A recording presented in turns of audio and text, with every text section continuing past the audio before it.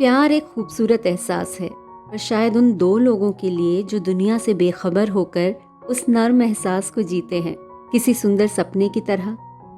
मगर हर सपने की एक उम्र होती है, और जब इंसान नींद से जागता है तो सिर्फ सपने की याद होती है, जो कभी खुश करती है तो कभी दिल में दर्द भर देती है।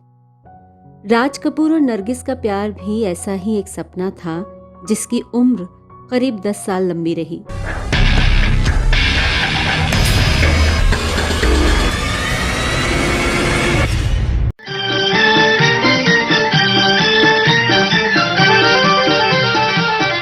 दम भर जो उधर मुँह फेरे हो चंदा।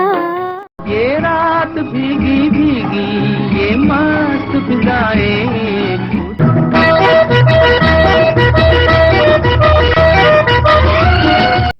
बरसात फिल्म के इस सीन को राज कपूर ने आर.के. फिल्म्स के इस लोगो के रूप में अमर कर दिया, जिससे नरगिस और राज कपूर के प्रेम पर एक मोहर लग गई और नरगिस के साथ हुए कई वाकयात को अपनी फिल्मों का हिस्सा बनाकर उन्होंने अपनी अच्छी बुरी यादों को फिल्मी जामा भी पहनाया।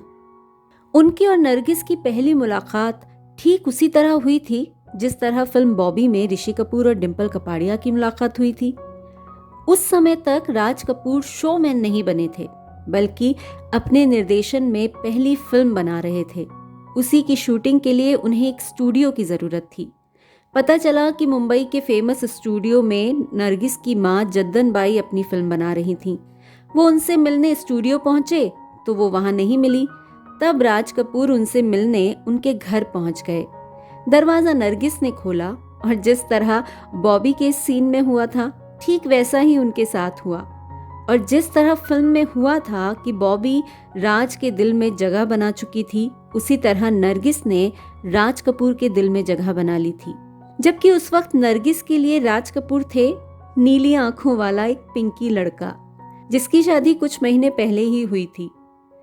मगर इस मुलाकात ने राज कपूर पर ऐसा असर डाला था कि उन्होंने अपनी फिल्म में नरगिस के लिए जगह बनवाई और फिर नरगिस उनकी डायरेक्टोरियल डेब्यू और नए बैनर आर.के. फिल्म्स की हीरोइन बन गई। इसके बाद आर.के. बैनर में राज कपूर के निर्देशन में जो भी फिल्म बनी, उसकी हीरोइन नरगिस और हीरो राज कपूर होते थे। इस बीच दोनों बाहर के बैनर्स की फिल्मों में भी साथ दिखे। अंदाज, बेवफा, पापी, चोरी चोरी, कुछ ऐसी ही फिल्में हैं। साथ काम करते करते नरगिस और राज कपूर इतने करीब आ गए थे कि उन्हें अलग अलग सोचना न सिर्फ फिल्म दर्शकों के लिए बल्कि उनके आसपास वालों के लिए भी लगभग नामुमकिन था, जिनमें से एक थी कृष्णा कपूर, राज कपूर की पत्नी, जो सब कुछ देखते जानते हुए भी कुछ नहीं कर सकती थी। हर गुजरते पल के साथ राज कपूर नरगिस के लिए अहम होते गए। राज कपूर के लिए नरगिस क्या थी, ये कहना मुश्किल है, क्योंकि वो नरगिस से मोहब्बत के दावे करते और शादी के वादे भी। मगर इन्हीं दावों और वादों के दौरान उनके अपने परिवार में इजाफा होता गया। वो इस दौरान 3 बच्चों के पिता बन चुके थे।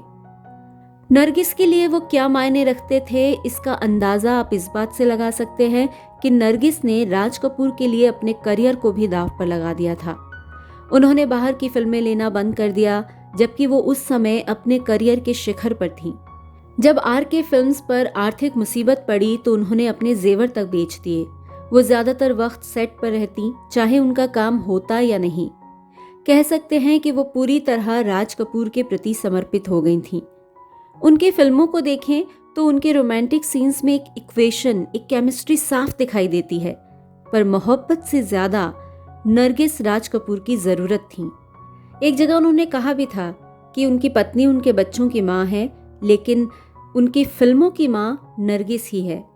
लेकिन नरगिस उनकी जिंदगी में इससे ज्यादा जगह चाहती थी, जो राज कपूर उन्हें नहीं दे सकते थे।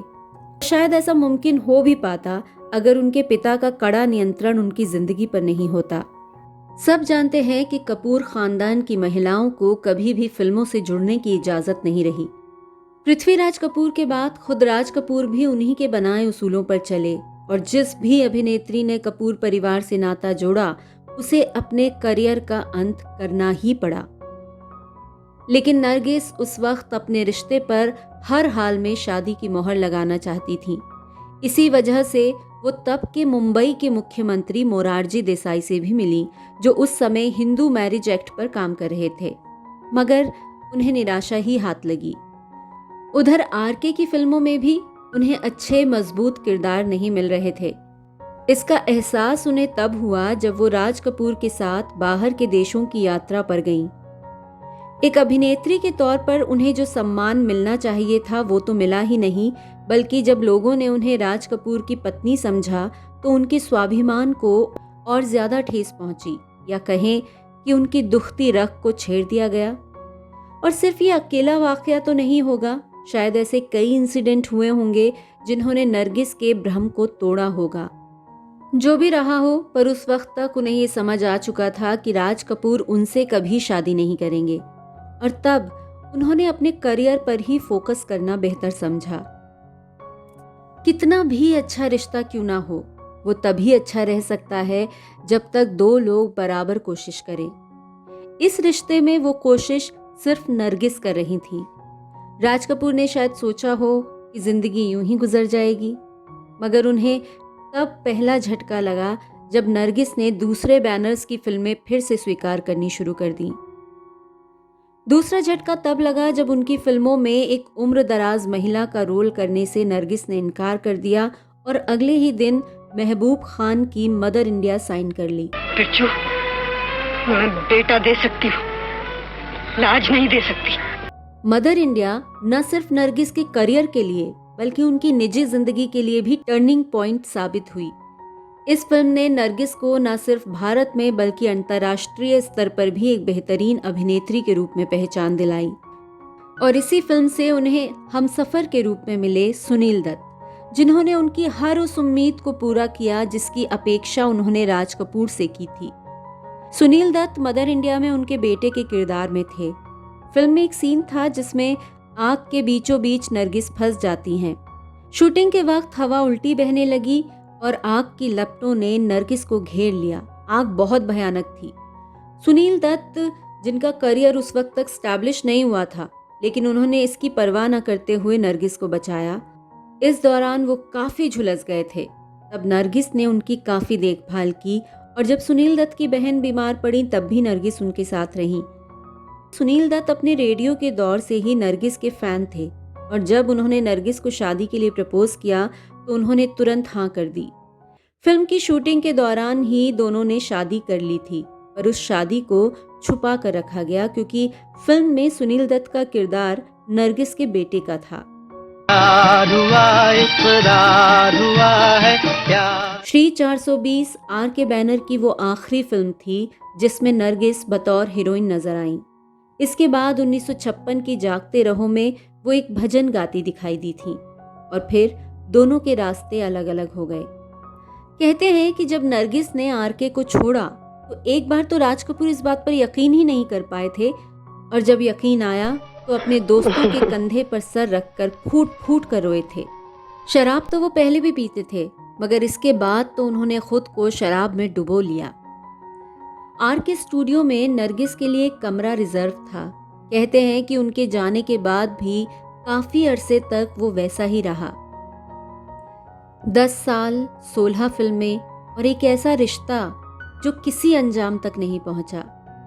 उसे किसी अंजाम तक पहुंचना भी नहीं था, मगर शायद उस दौरान दोनों को अंदाजा नहीं हुआ। आखिर में यही कह सकते हैं कि जिंदगी में जो भी होता है किसी न किसी वजह से होता है और अच्छा ही होता है। राज कपूर, नरगिस और उनसे जुड़े लोगों के लिए शायद यही अच्छा था।